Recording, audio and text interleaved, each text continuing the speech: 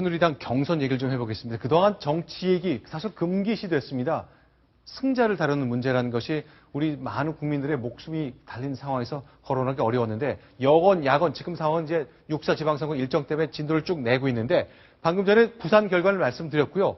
지금까지 트렌드와는 조금 달랐네요. 그동안 철저하게 비박 후보들이 이기거나 우세하는 모습을 보였는데 부산은 역시 서병수 의원이 후보가 됐습니다. 네, 새누리당 내부라든지 청와대에서도 안도의 한숨을 좀 쉬지 않았을까 싶습니다. 네. 왜냐하면 지금까지 서병수 의원이 확정되기 전까지는 네.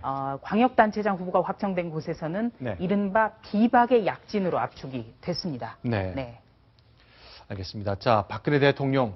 선거의 여왕이 없는 첫 번째 선거가 10몇 년 만에 처음 등장하는 것 때문에 과연 대통령과 가까웠다는 의원들의 지방선거 출마 결과가 굉장히 관심을 많이 끌었는데 어쨌건 큰 흐름이 친박이 자꾸 떨어지는 거였는데 반대되는 사례가 부산에서 처음 나왔습니다. 그런데 제일 큰 관심을 끄는 게 역시 서울시장 후보잖아요. 어제 있었던 걸 보면 자, 김황식 전 국무총리가 박근혜 대통령과 청와대와의 모종의 연이 있는 것 같다는 얘기를 듣고 있습니다만 다양한 상황이 좀 벌어졌었거든요. 어제 저녁 6시 저희 방송 드리는 동안 진행됐던 상황인데요. 저희가 부분적인 장면을 따왔습니다. 같이 보시고 얘기 나누겠습니다.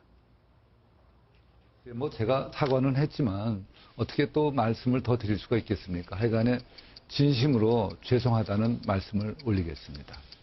세월호 참사에 책임이 있는 해운조합의 주성호 이사장은 김 후보 총리 시절 훈장을 받았고 국토해양부 차관으로 승진했습니다.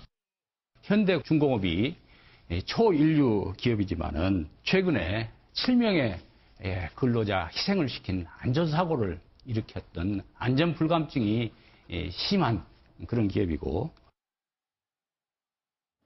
많이 비판하네요. 아주 네. 네거티브 안 한다 했지만 이런 네거티브가 역시 오랜만에 재개된 그 TV 토론에서 나왔습니다. 네, 바로 세월호 참사 때문에 2주 동안 네. 경선 일정이 중단이 됐다가 어제 2주 만에 재개가 됐는데요.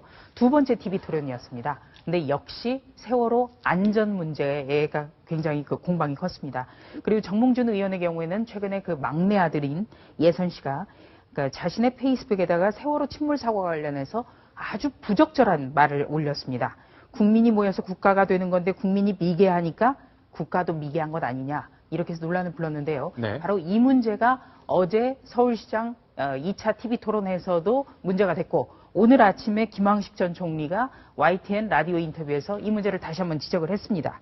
아들이 부적절하는 발언을 정 의원이 책임져야 되는 거 아니냐 이렇게 또 공격을 했습니다. 자, 이 네거티브는 하지 않겠다고 했었는데 이런 국가적 위기 맞은 상황에서 재개된 TV 토론에서 상대의 아픈 곳을 찌르는 이런 공격, 날선 공격이 오갔다는 것 확인할 수 있었습니다.